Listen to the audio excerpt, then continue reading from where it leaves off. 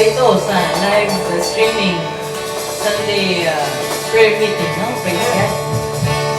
At hindi ko pang palagpasin po na batiin na lahat ng NRCians all over the world. Amen. Praise God.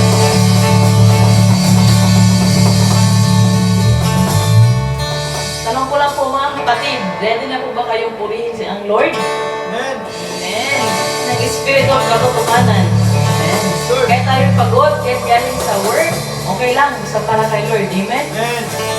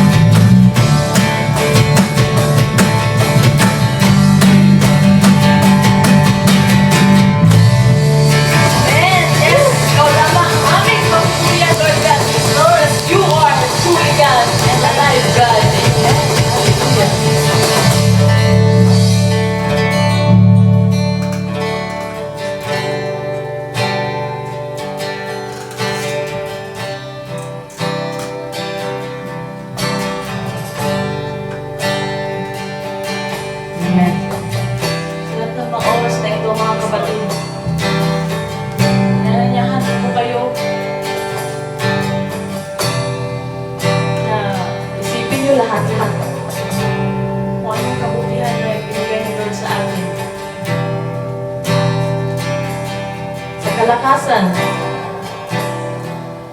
sa kagalingan, sa proteksyon. Yes, Lord.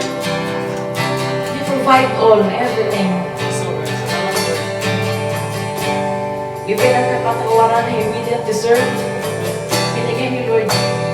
Ganyan niya tayo kamahal. Kaya ginanyan niya, ano ba mga kapatid? Ating siyang purihan because He deserved it. Amen.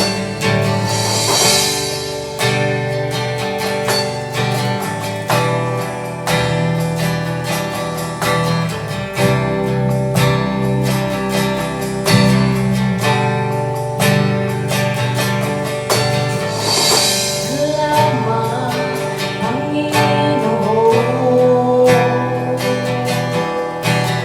Puso ko'y nag-ibig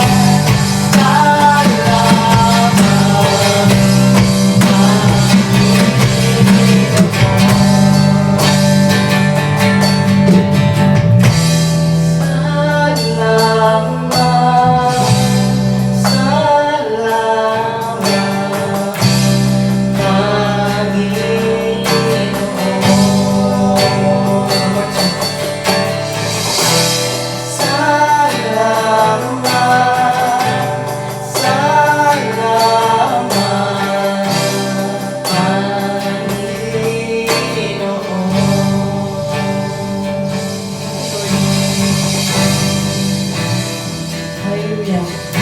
Lord God, we continue, Lord God, to praise your name, Lord. We pray, Lord, sa lahat ng mga tao nakikinig right now, Lord God. Yes, Lord, taas mo po yung puso nila, Lord God. In this moment, Lord God, revive us, Lord God, in the name of Jesus, Panginoon. I-anoint niyo po, Panginoon, na gagamitin niyo po mag-deliver na yung word tonight, Lord God. And Lord, we declare always victory, Lord.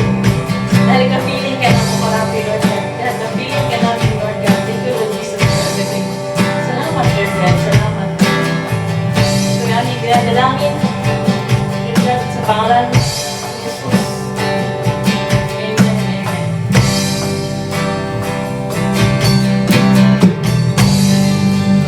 Lord,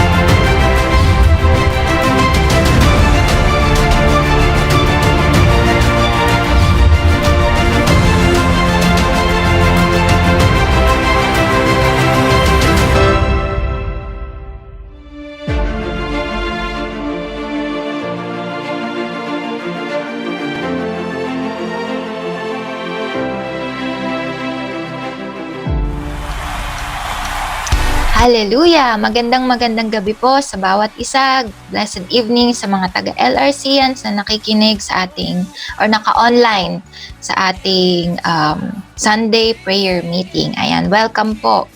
I'm sure na excited na naman po ang bawat isa na makapakinig ng salita ng Diyos for tonight. And it is a great privilege na makapag-share ng message or ng exhortation for tonight sa bawat isa sa atin. But before anything else, I would like to open this service in a short prayer. Let us all bow down our heads and let's close our eyes. Hallelujah, Father. We praise you, Lord. We exalt your mighty name, O God. Lord, maraming salamat for this evening na pinagkaloob nyo nga po sa amin. Lord, we pray na open our hearts, Lord, sa mga message, Lord, sa mga salita, Lord, na mapapakinggan namin sa gabing ito. And Lord, we pray na hindi nga lang po namin ito basta narinig, Lord, but we will be able to apply this in our daily life, Lord, in our Christian life, O God, in our daily walk in faith in you, O God. Lord, maraming salamat po. Kayo nga lang po ang siyang mapapurihan at maitaas, Lord, sa gabing ito. And we lift this up. We lift this prayer in the mighty name of Jesus. We pray. Amen. Amen. Hallelujah. Hallelujah. Praise God. Okay, so for tonight, we will be talking about a topic na madalas na nating naririnig. Okay, so I'm sure na lahat naman tayo makaka-relate dito kasi lahat tayo dumanas nito. Okay, so we will talk about problems. Okay, we will talk about sufferings, trials, or afflictions. Diba? Ito yung mga everyday na vitamins natin sa buhay. Okay, maybe some of us has just gone out from affliction. Okay, maybe that chapter of our life already is closed. Nasa different chapter na tayo. We just overcome that affliction na naranasan natin. Maybe some of us are currently under affliction. Or maybe some of us might face affliction soon. So being said na ang trials or problems or sufferings is part of our life, we need to be reminded. We need to be encouraged. Okay? Every time. Okay, so being said na ang suffering is nakakatakot na pangyayari sa buhay ng isang tao, di ba? Nobody wants to be in a place of suffering. Nobody wants to be sick. Nobody wants to be maghirap, di ba? Nobody wants to be in a suffering. Name it, lahat ng mga sufferings na naranasan nyo or na alam nyo, di ba? Wala namang may gusto na mapunta tayo sa lugar na yon. Okay, but there is an advantage in suffering. Okay, so for tonight we will talk about ito. Ang topic natin is ito, benefits of sufferings. So we can get an advantage from sufferings na nararanasan natin sa buhay. Okay, it's not just about nagka-problema lang tayo or nagka-trial lang tayo. Okay, we can get benefit from it. Ang text natin for tonight is 1 Thessalonians 3 verses 1 to 7. Okay? Ayan. 1 Thessalonians 3 verses 1 to 2. Therefore, when we could bear it no longer, we were willing to be left behind at Athens alone, and we sent Timothy, our brother, and God's co-worker in the gospel of Christ to establish and to exhort you in faith.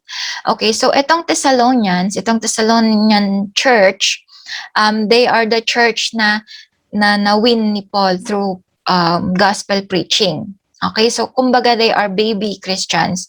Okay, being new Christian, narinig ni Paul na they were being persecuted. Okay, so yung mga properties nila kinuha, they were being stopped from practicing their trade. So yung mga kabuhayan nila is affected, no?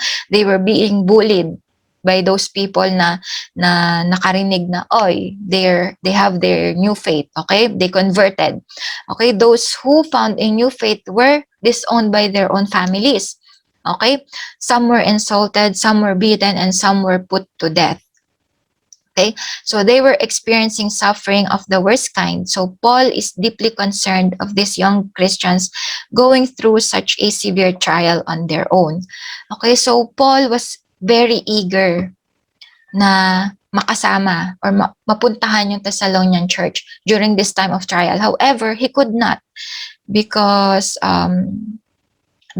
he was also accused in Thessalonica. So, kumbaga mainit ang mata sa kanya sa Thessalonians. So, hindi siya makapunta. So, pinadala niya yung kanyang co-worker na si Timothy. Okay? And he wanted Timothy to do 2 things for them. And what are those things? Okay, so sabi dito, he wanted him to establish and to exhort them in faith. Okay? So gusto ni Paul na i-establish and i-exhort niya yung mga Thessalonians because they're undergoing trials, because they're under affliction. And affliction can become a disruption. Okay?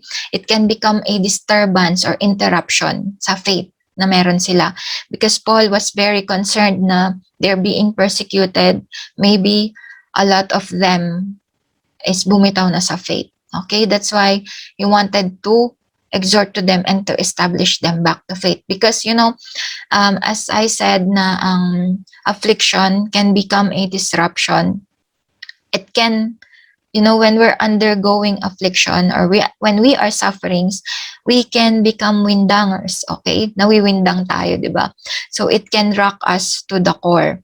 So, for example, na lang na sinabi ng doktor na you are diagnosed with a disease or yung family member mo has a disease, di ba parang nawawala ka, nasha-shaken ka.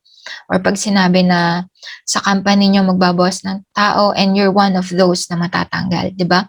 It can disrupt us. It can interrupt yung peacefulness na meron tayo, di ba? Na okay tayo, yung faith natin, di ba? Masha-shaken.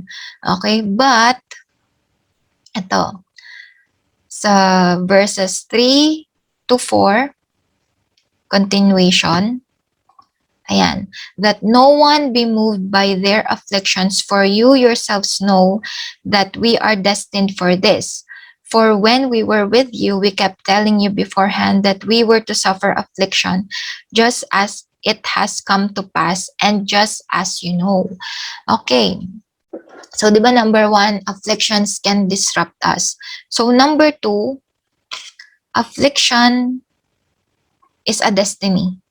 Okay? We are destined for this. We as Christians were destined to be afflicted. Okay? So in the case of the Thessalonians, their affliction was the persecution na nararanasan nila na because of their faith. So tayo, in this modern day, ang affliction na nararanasan natin is ito, mga problemang dumarating sa atin that can shaken our faith. Kasi hindi pa naman siguro tayo dumating sa point na we are stoned to death, 'di ba? Wala naman na yun ngayon sa atin na dito sa UAE or sa Philippines, 'di ba? Maybe in some other countries, yes. But sa atin, ito, yung mga nararanasan pa lang natin is yung mga personal na mga problema natin, 'di ba? Ng personal sufferings na nararanasan natin. Ayan. So, sabi dito, when Paul was with the Thessalonians, he warned them that they will suffer tribulation. So, beforehand, nasabihan na sila ni Paul na, okay, you will experience tribulation. You will experience sufferings. Okay? Because of your faith. And then, though he was only with them for a few weeks, he taught them about the place of suffering in Christian life. So, alam naman natin na si Paul, he was being persecuted and he knows more than anyone else yung persecution na mararanasan ng mga Christian because he before was a persecutor of Christians, diba? So, persecution or affliction, it is a part of a normal Christian life. So we believers have an appointment with affliction. So dapat expected na natin yan. So our life on earth is a constant battle with trials, hardships, and affliction. So hindi natin yan maiiwasan. Whether we like it or not, affliction will happen. Suffering will be present at some points of our lives. Diba? Sabi nga, ang buhay ng Kristiyano ay masayang tunay. Diba? Hep, hep. Ayan. So, but we are not exempted. Diba? So, whether we are Christian, whether we are not Christian, we are being afflicted with sufferings because we are still here in this world, diba? So sabi sa John 16 verse 33, I have told you these things so that that in me you may have peace. In this world you will have trouble, but take heart, I have overcome the world. So Jesus was talking to his disciple na in this world you have trouble. So God clearly knows, God clearly gave us this warning na we will have trouble, but we should take heart because He has overcome the world. Okay, so God gave us or God offered us this peace, diba? Though Jesus knows that He will be afflicted, He will be suffering from the mockery of the people, He will suffer from the cross. He offered this peace to the disciples because this is part of our Christian life. Tribulation is part of our life, kumbaga. But He proclaimed the truth of His victory. We are victorious, diba? Sabi niya, I have overcome this world. So we have nothing to worry about it. Okay? Because even Jesus, He was in the place of affliction, diba? Ayan, so dito sa 1 Thessalonians 3-5,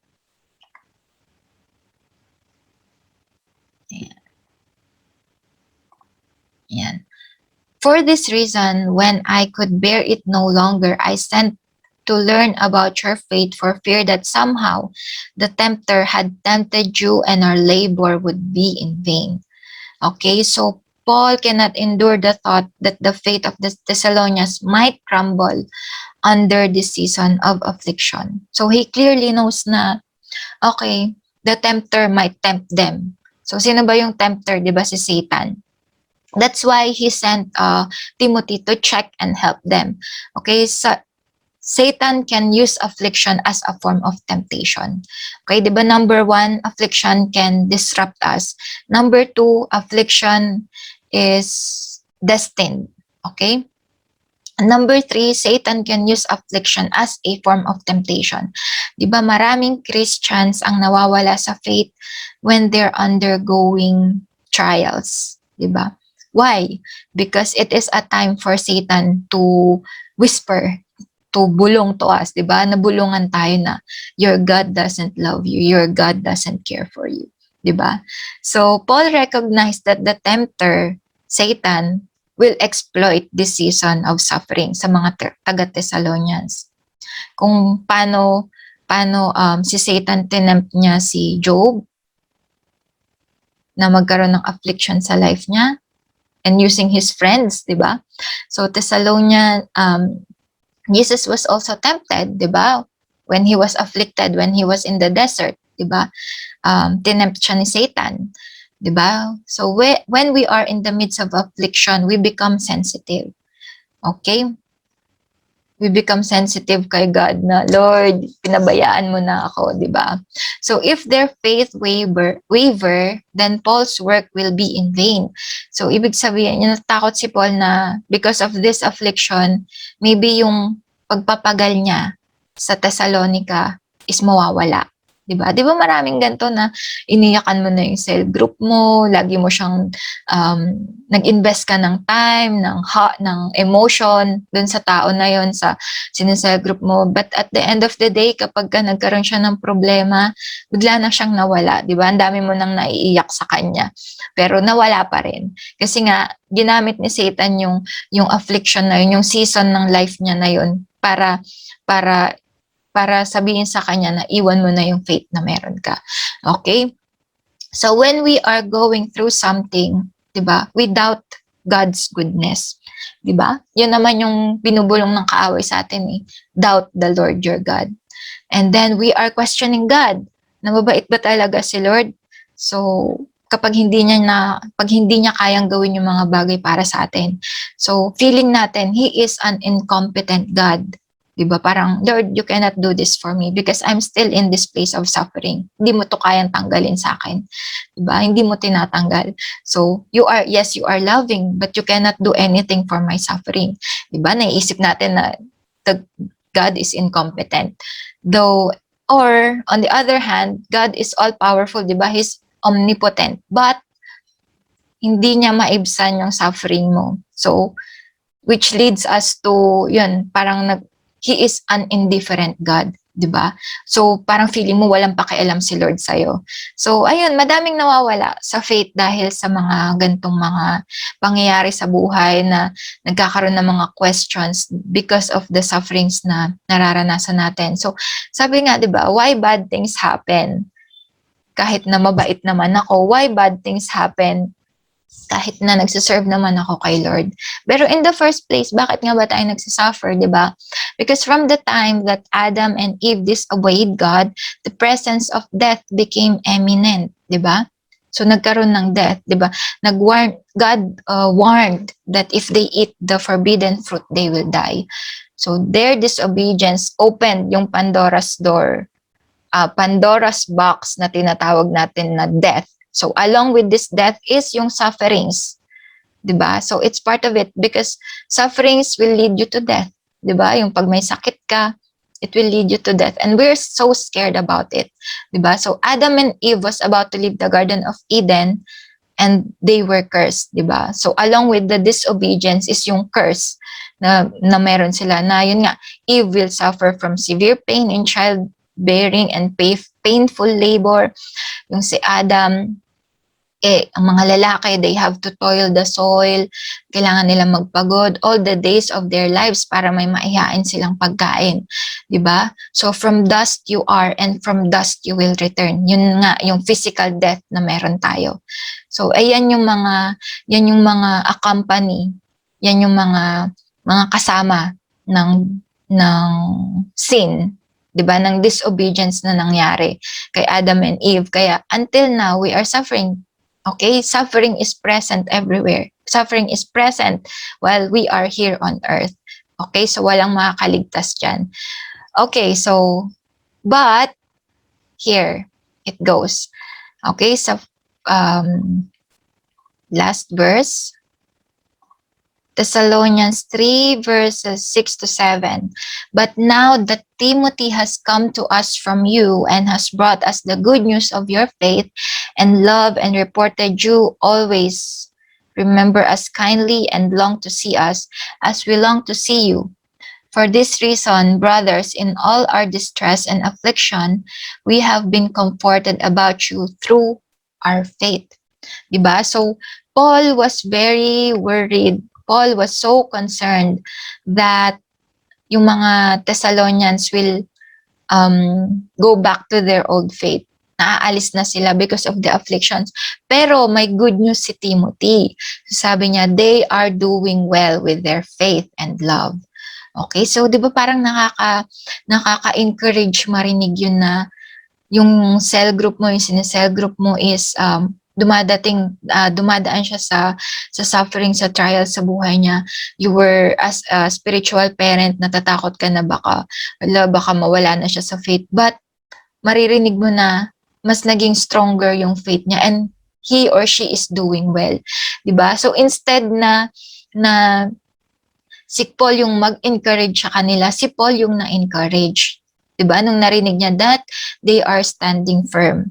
Okay, so tayo, you will never know that you are standing firm unless you are under trial or affliction. Diba? Parang ang daling magsabi na, yes, I have a great faith in God.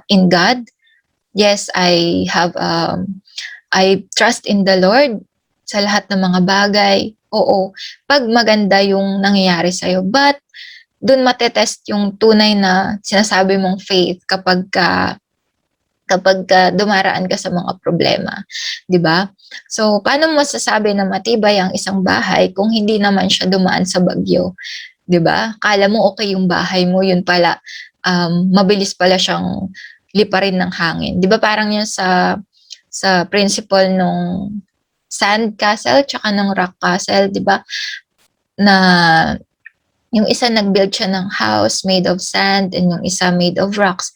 So, nung dumating yung bagyo, doon nila nalaman na yung rock pala, yung bahay na founded by rock is mas matibay, 'di ba? Hindi siya inanod ng bagyo, which is yung rock na yun is yung foundation, is yung si Jesus Christ, 'di ba? So, ayan, it's easy to claim your faith unless it's tested, 'di ba? So, do we know that affliction is profitable for me and for you? Yun nga, kagaya ng sinabi ko kanina, that we can benefit from afflictions. Okay? We can use it for our own advantage if handled with the right attitude.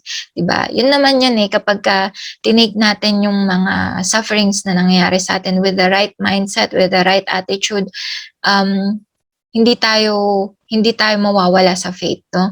Yung disruptions may lead us to the intention na meron si God para sa atin. So, ano-ano nga ba yung mga benefits ng affliction? Diba? So, affliction, number one, sufferings or affliction validates our sonship in the form of discipline. Okay, so yung mga anak dyan na matitigas ang ulo, yung mga madalas na papalo ng bata, di ba? Ayan, so God is a good father. So He may allow affliction to give us back to Him. Okay, it says in Hebrews 12:7, endure hardship as discipline. So God is treating you as His children, for what children are not disciplined by their father?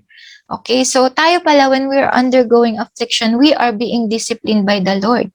Okay, pinapalo tayo ni God. Di ba lahat, yung mga afflictions minsan, yung mga sufferings na nangyayari sa atin is because of our own doing. Diba? Because of our own sinful act or because of sa atin na consequence ng mga ginawa natin.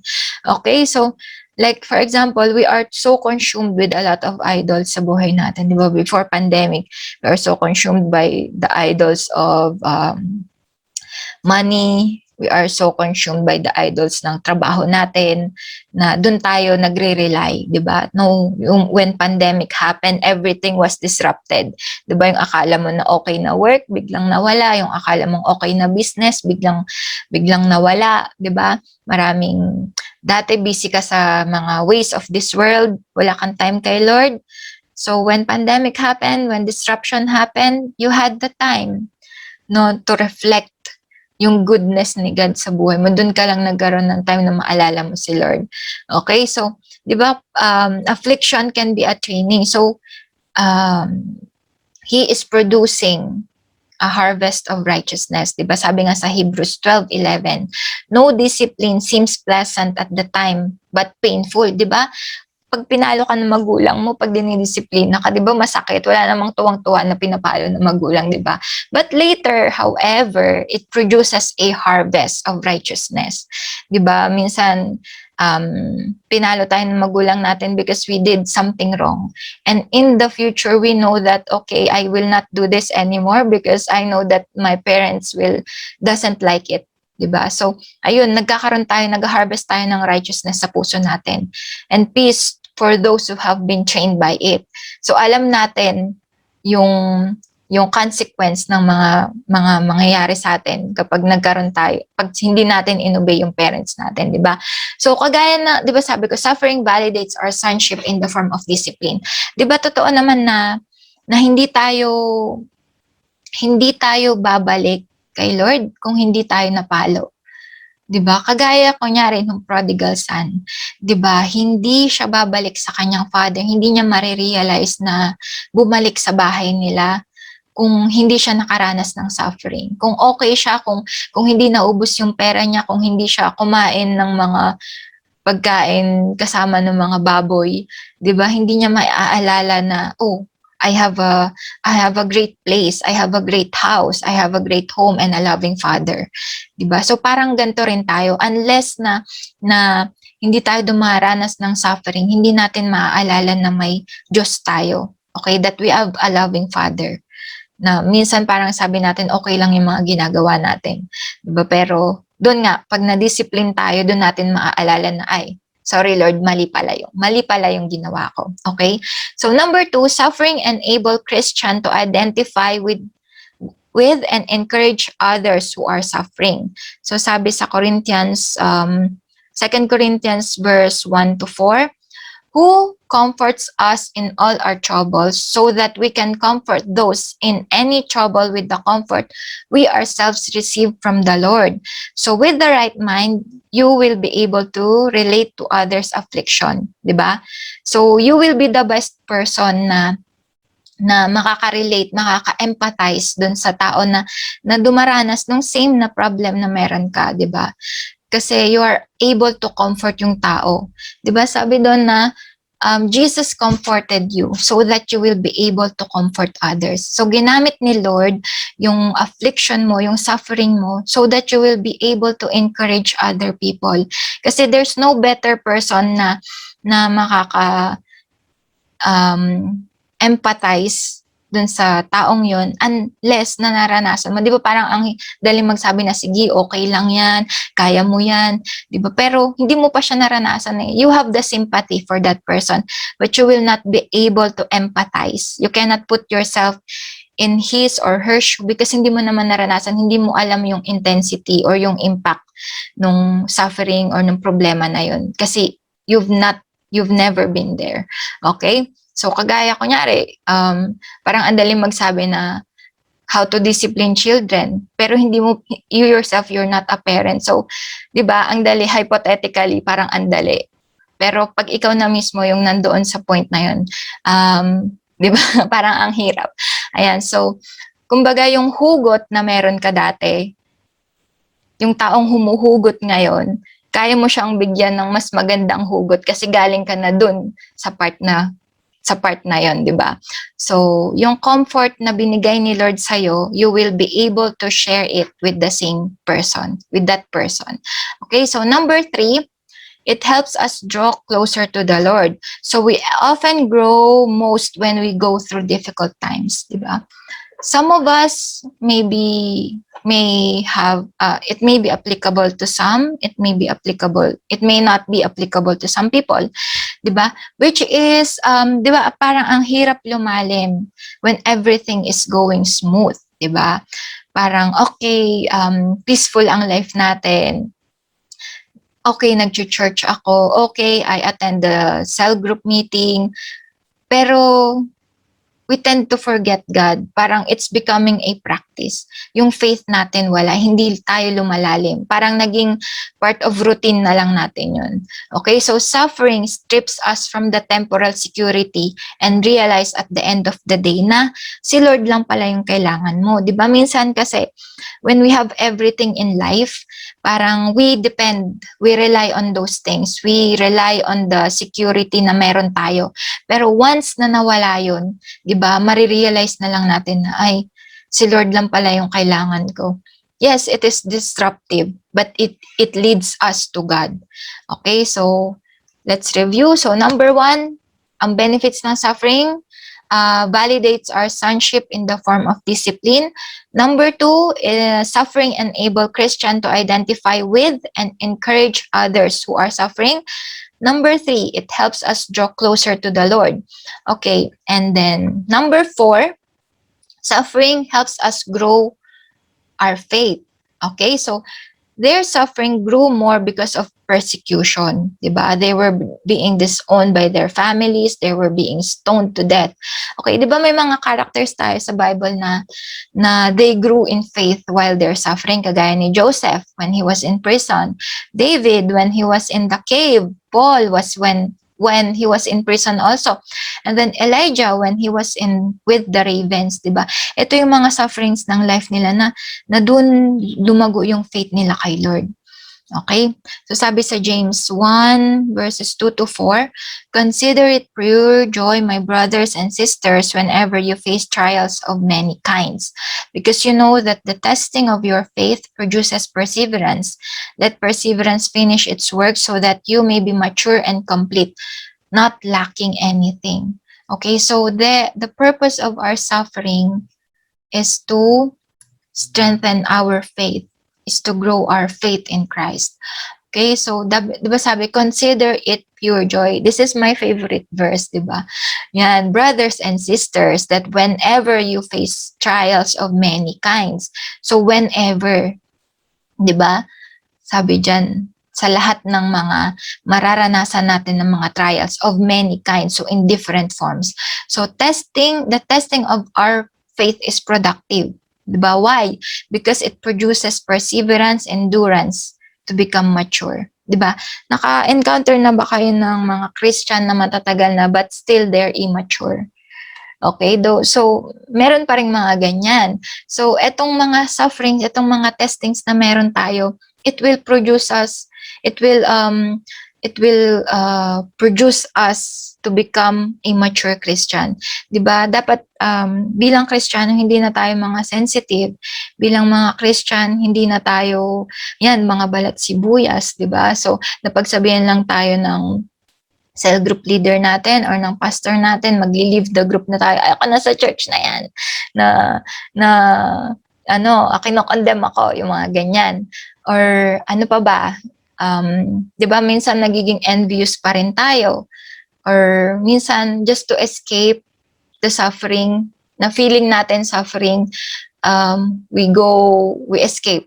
We go somewhere else, we hop church, 'di ba? So yung mga nararanasan natin. So being a mature Christian, hindi lang naman yan overnight 'di ba? Ang fruit hindi naman yan biglang tutubo, 'di ba? It takes time to harvest a fruit.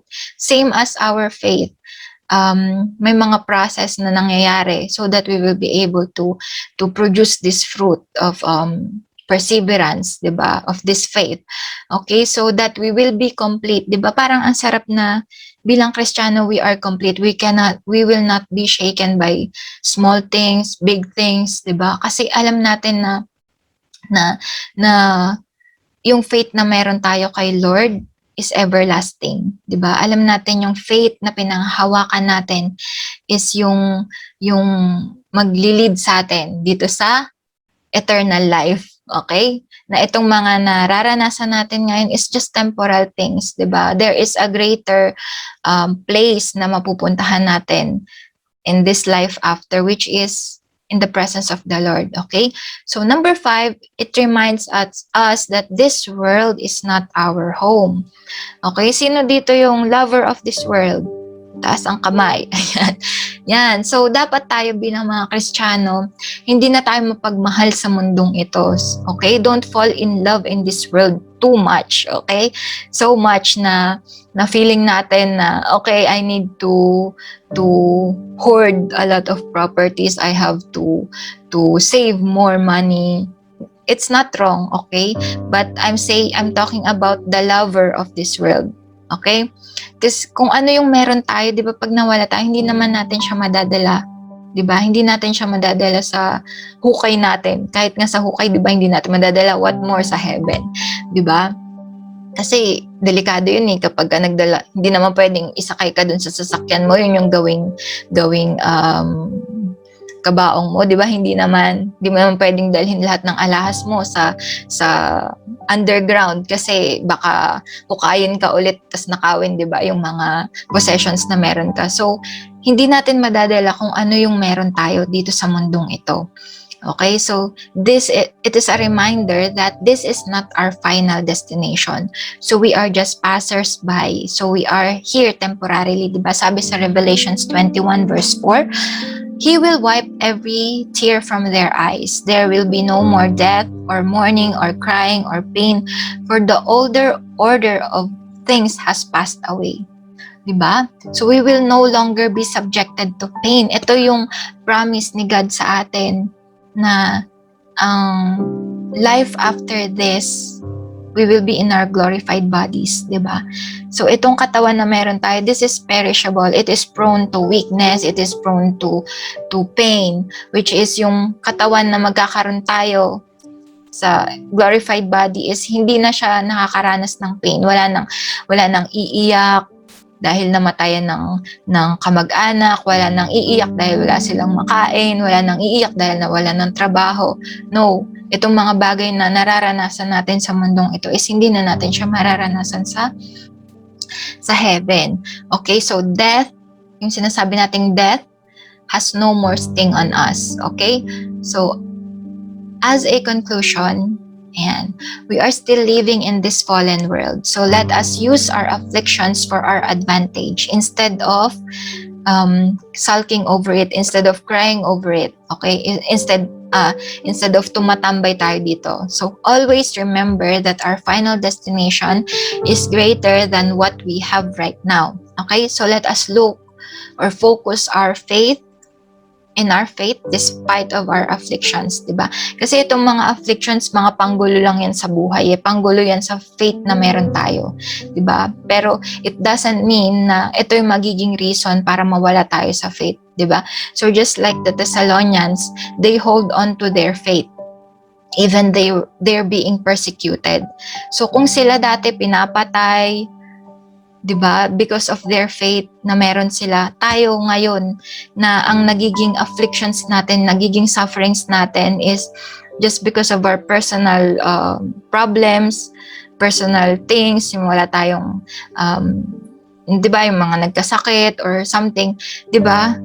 Isipin nyo na lang kung kayo yung nasa point ng life ng mga Thessalonians before, siguro nawala na tayo kaagad sa faith. So, let us hold on dun sa binigay sa atin ni Lord na salvation. Let us hold on dun sa gift na binigay niya sa atin, which is yun nga, yung eternal life na meron tayo. Because if we failed to hold on to this dito sa buhay na meron tayo because of these disturbances, these disruptions na meron tayo sa mundong ito, then for sure we will not be able to meet Him, diba, sa final destination. Sa ibang destination tayo mapupunta. Kaya I encourage everyone, sa akin din personally, na let us use this as affliction na maging advantage or maging benefit sa atin, na hindi natin siya titignan na pinaparusahan tayo ni Lord or iniwan na tayo ni Lord, pinabayaan na tayo ni Lord. No, there's a lot of things to learn from these afflictions, diba? So you become wiser, you become stronger because of the things that you have encountered, that because of the things that you have overcome. Okay, and we are overcomers because we are in Christ Jesus. Okay, amen po ba? Hallelujah. Ayan, praise God, natapos din tayo. Ayan, thank you po sa lahat ng mga nakapakinig sa gabing ito, and I pray na may apply nga po natin sa buhay natin itong mga napag-aralan natin sa gabing ito. And before anything else, let us close our eyes and let's close this service. Ayan, hallelujah. Hallelujah, Father. Lord, maraming salamat po for the message na narinig namin. Thank you, Jesus, for reminding us once again, O God, na this life is temporary. The afflictions that we are facing right now or we will face in the future, Lord, is part of our life, Lord. This part of this fallen world, oh God. Lord, we pray na itong mga mararanasan or nararanasan namin will serve as a lesson po sa amin on how to strengthen more yung faith na meron kami, how to hold on more, Lord God, sa'yo, to your promises, to your goodness, Lord, sa buhay namin, that you are a God who is able to do anything and everything, Lord God, na even though despite we are suffering right now, Lord, there is something on this circumstances, oh God, in this situation na meron po kayong gustong i-reveal sa amin, oh God. Meron kayong gustong ituro sa amin, Lord God. And we pray na i-open nyo nga po yung mga mata namin sa mga bagay na ito, Lord, na hindi nga po namin ito titignan na maging offended kami sa mga nangyayari sa amin and iwan namin yung faith namin, oh God. But instead, Lord, may it be instrument nga po na mapalakas namin ang aming faith sa inyo, ang aming walk, oh God, as a Christian, oh Lord. Lord, marami nga po sa amin nagsasuffer, Lord, physically, may mga sakit, oh God. Lord, we pray for their healing, oh God. We pray na bigyan nyo nga po sila ng kaginhawaan sa kanilang mga katawan, Lord God. And through this physical pain, Lord, they will be able to call unto your name, oh God. They will be able to experience, Lord, yung miracles na meron ka, oh God. And we also pray, Lord God, yung mga tao, Lord, na nagsasuffer financially, Lord, that you are the God who provides, Lord God, na it doesn't mean na meron kami na in abundance, Lord, but yung pagbibigay nyo sa amin, Lord, ng makakain namin sa araw-araw, ng mga pangangailangan namin sa araw-araw na hindi nga po kami nagkukulang, Lord God. It is a blessing nga po na nagmumula sa inyo, Lord. And Lord, we pray na they will be able to overcome, Lord, kung ano nga man po yung mga nararanasan namin nila, Lord God, sa mga panahong ito, Lord God. And we also lift up to you yung mga tao, Lord God, na being afflicted or suffering from relationships, Lord God.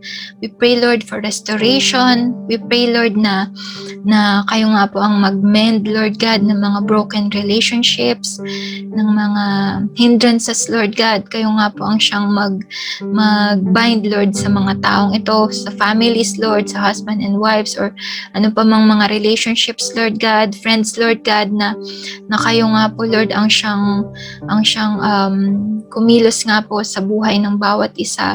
And Lord, we also pray for all other people, Lord God, nakakaranas ng kung ano man po yung mga nararanasan nilang sufferings, Lord, sa mga panahong ito, Lord, kayo nga po ang magbigay ng kalakasan sa kanila, sa amin, Lord God, because Lord, we can only renew our strength through you, O God, na hindi nga po kami makakarely sa aming mga sariling abilities, sa aming mga sariling resources, Lord, because all we need is you, O God. Kayo nga lang po ang siyang kailangan namin, Lord God. You are our creator, so you know, Lord, kung ano nga po yung purpose namin sa mundong ito, and what we have to do is to follow and to obey you, O God. Maraming salamat, Lord, sa lahat ng mga taong nakapakinig sa gabing ito. And I pray, Lord, na kayo nga po ang siyang kumilos, Lord, sa buhay ng bawat isa, Lord God, that we will not leave our faith, Lord God, that we will always look up unto you, O Lord, that we will always look up unto the promise, Lord, na ng forever nga po sa inyo, ng everlasting life, O God, na hindi nga po kami matitisod, Lord, hindi nga po kami mawawala, Lord God, sa mga nangyayari, Lord, sa mundong ito, Lord. But yung maging goal namin, Lord, is to be with you, Lord, in eternal life, O God. Maraming salamat, Lord. And this we ask in the mighty name of Jesus, the perfecter of our faith, the God, our Redeemer, the Holy God of Israel, the King of Judah, O God. Hallelujah, Lord. We praise you. We glorify your holy and mighty name. This we ask in the mighty name of Jesus we pray. Amen. Amen. Amen. Hallelujah.